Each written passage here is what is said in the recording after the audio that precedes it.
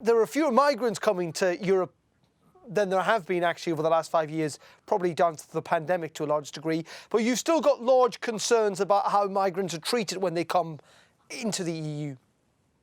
Yes, absolutely. The EU-Turkey deal has perpetuated a humanitarian crisis where it doesn't need to be. The idea behind the deal was to stop asylum seekers from moving not just to Europe, but also in Europe. So keeping people in centers on the Greek islands, and then there assessing whether they have a right to stay or whether they need to be returned back to Turkey.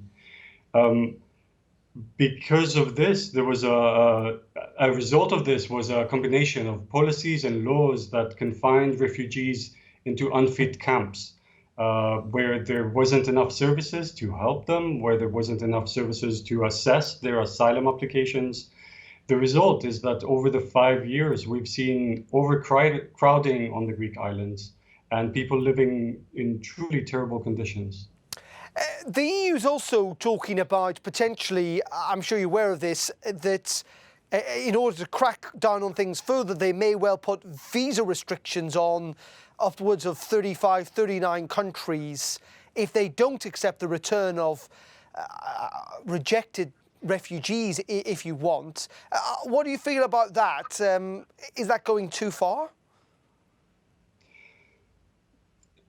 The real question is, what exactly is the expectation of the European Union? Return procedures are complicated. They're difficult to do.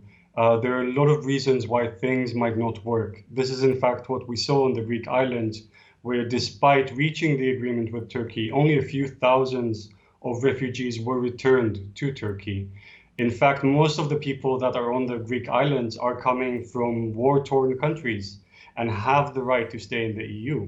The result of this type of dynamics was an attempt to keep people close to the external borders for as long as possible, to try to see how many can be returned, but at the end having to let most of them pass through after suffering such trauma for such a long time, living in tents without access to conditions, without access to support, something that is making their integration a lot more difficult further down the line.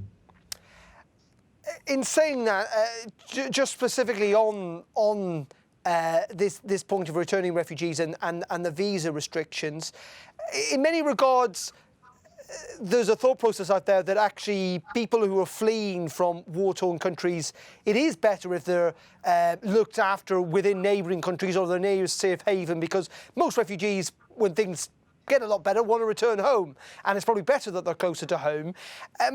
Isn't the EU in a sense trying to put some of the responsibility on other countries, that their political elites need to actually play a part in this instead of always passing people on from country to country? That makes sense. There absolutely needs to be international cooperation between neighboring countries and richer countries. The fact of the matter is that most refugees in the world are living in poor countries very close to home. The ones who are making the journey to the European Union are doing it mostly because there are not enough resettlement spots that allow them to arrive here through an organized mechanism.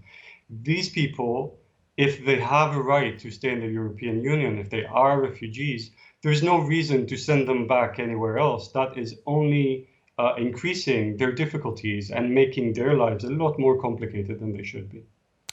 And just very finally, I know you've drawn up this list of demands. I think it's 5 demands that you would like to see the EU at least look at and consider. I suppose, kind of, what do you feel is the most important? If there was something that you could do tomorrow to make things better, what would it be?